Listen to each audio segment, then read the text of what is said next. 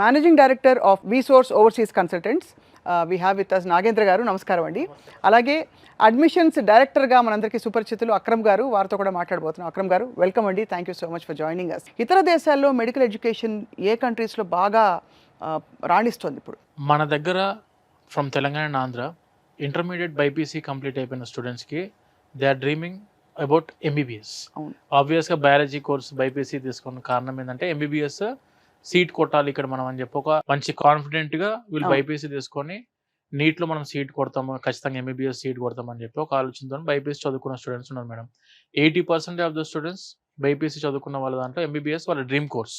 కాకపోతే ఇక్కడ మన దగ్గర ఉన్న పరిస్థితులు చూస్తుంటే వెరీ లిమిటెడ్ సీట్స్ మేడం. మొత్తం ఇండియా లెవెల్లో చూసుకున్నా కూడా 1 lakh సీటింగ్ కెపాసిటీ మాత్రమే అందుబాటులో ఉంది. కానీ రాసేది మాత్రం 25 లక్షల మంది స్టూడెంట్స్ రాస్తున్నారు ఆ ఎగ్జామ్కి. సో ఆబ్వియస్గా వాళ్ళందరి డ్రీమ్ కోర్స్ ఎంబీబీఎస్ అయింది. కానీ ఇండియాలో సీట్ లిమిటేషన్ ఎక్కువ ఉంది కాబట్టి they are planning for the abroad MBBS. బయట కంట్రీలో ఎంబీబీఎస్ ఎలా ఉందని చెప్పి చూస్తున్నారు. బట్ మేము ఒక స్టూడెంట్కి మీరు సజెస్ట్ చేయండి, రిఫర్ చేయండి, మీ వాళ్ళకంటే మన అనుకున్న వాళ్ళకి ఎవరికైనా రిఫర్ చేయాలి అంటే we would love to suggest only for Georgia madam. Georgia, only for Georgia. ఇది వచ్చేసరికి మనకు జార్జియా కంట్రీ ఏదైతే ఉందో is the third safest country in the world. ప్రపంచంలోనే ఉన్న అన్ని దేశాల్లోనే థర్డ్ సేఫెస్ట్ కంట్రీ జార్జియా. ఎంతమంది స్టూడెంట్స్ భారతదేశం నుంచి వెళ్తున్నారు అక్రమ్ గారు?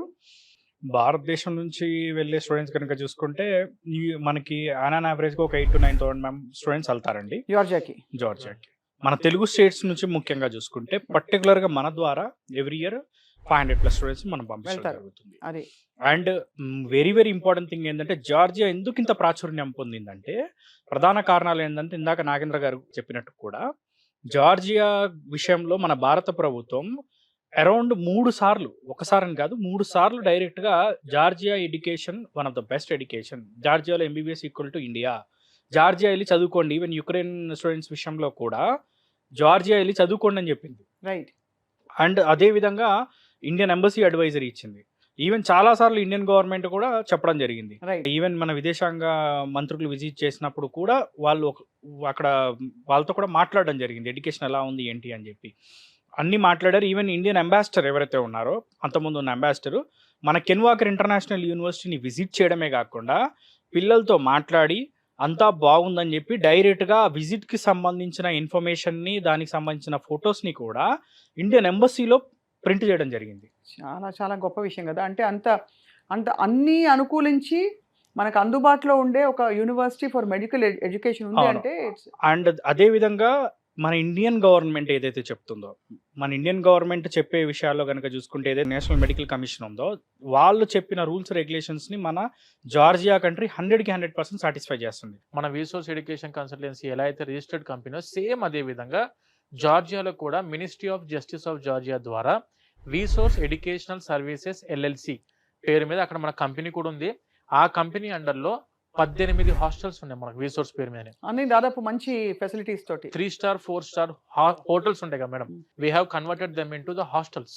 రైట్. మెజారిటీ 12 హాస్టల్స్ అమ్మాయిలకు ఉన్నాయి, 6 హాస్టల్స్ అబ్బాయిలకు. Separate hostels for girls, separate hostels for boys. Purely మన ఆంధ్ర ఫుడ్ అందుబాటులో ఉంది మేడం. అద్భుతం కదా అసలు. అన్ని ఆల్మోస్ట్ క్రియేట్ చేసి ఇచ్చేసారు అక్కడ ఏమేమి కావాలో వాళ్ళకి. 4,000 students they are presently studying in Georgia. మన విసోర్స్ తరఫు నుంచి 4,000 మంది స్టూడెంట్స్ చదువుకుంటున్నారు. 2,000 capacity hostels presently we are running in Tbilisi. Obviously అంటే మీరు నీట్ ఒక ఎగ్జామ్ రాసి ఎంట్రన్స్ క్లియర్ అయితే చాలని చెప్పారు కదా. దానికి ఏంటంటే కట్ ఆఫ్ మార్కు ఉంటే ఉంటుందా, దానికి కూడా ఏమన్నా ఇప్పుడు కాంపిటీషన్ పెరిగి ఒక రేంజ్లో ఉండాలంటారా మార్కులు? బేసికల్లీ నీట్ క్వాలిఫై అయితే సరిపోతుందండి. క్వాలిఫై అయితే సరిపోతుంది. అండ్ దాంతో పాటు ఆఫ్ కోర్స్ ఇంకా ఇతర ఫారిన్ ప్రొఫెషన్సీ లాంగ్వేజెస్, ఇంగ్లీష్ ఏమీ అక్కర్లేదు. సో ఈ నీట్ మార్కులు 12th మార్క్స్ మేమో పెట్టుకొని మీ బీసోర్స్ ఆఫీస్కి వస్తే సరిపోతుంది అంటారు. ఓన్లీ నీట్ క్వాలిఫై అయితే సరిపోతుంది, మిగతా ప్రాసెస్ అంతా మేము చూసుకుంటాం. బేసికల్లీ జార్జియా యొక్క అడ్మిషన్ ప్రాసెస్ ఎలా ఉంటుంది అంటే ఫస్ట్ ఇంటర్వ్యూ తీసుకుంటారు. ఇంటర్వ్యూ అయిన తర్వాత ఇంటర్వ్యూ అనేది ఇక ఇంగ్లీష్ ఎలా మాట్లాడుతున్నారు, ఏంటి, ఏం చేద్దాం అనుకుంటున్నారు అక్కడికి వచ్చిన తర్వాత అన్నదాన్ని మొత్తం వాళ్ళు వెరిఫై చేసుకున్న తర్వాత ఆఫర్ లెటర్ ఇష్యూ చేస్తారు. ఆఫర్ వచ్చిన తర్వాత ఏంటంటే మనకి NCEQ అని ఉంటుంది, మెడికల్ కౌన్సిల్ అనమాట. సో మన జార్జియా యొక్క ఒరిజినల్ ప్రాసెస్ ఏంటి అంటే ఎంట్రీ టైంలో జార్జియా యొక్క మెడికల్ కౌన్సిల్లో రిజిస్టర్ అవుతారు, ఎగ్జిట్ టైంలో కూడా రిజిస్టర్ చేసుకుంటారు. సో కాబట్టి ఏంటంటే ప్రశాంతంగా వాళ్ళు ఎలాంటి ఇబ్బంది లేకుండా చదువుకోవచ్చు. రైట్. సో ఇక్కడ ఎంట్రీ టైంలో ఏ రిజిస్ట్రేషన్ అయిపోయిన తర్వాత ఎన్సీఈకి డాక్యుమెంట్ వస్తుంది. దాని తర్వాత మిగతా డాక్యుమెంట్స్ అన్ని కూడా అటాచ్ చేసి వీసా ప్రాసెస్ అనేది చేయడం జరుగుతుంది. ఎలా ఉంటాయండి ఫీజు ఇక్కడ నుంచి అక్కడికి వెళ్ళడానికి ఎంత ఖర్చు అవుతుంది అసలు? మనకి యూనివర్సిటీ ఫీజెస్ బేసికల్గా అయితే $4,000 నుంచి స్టార్ట్ అవుతాయి మేడం. $4,000 ఉన్నాయి అండ్ అరౌండ్ $5,800, $6,000 Per year.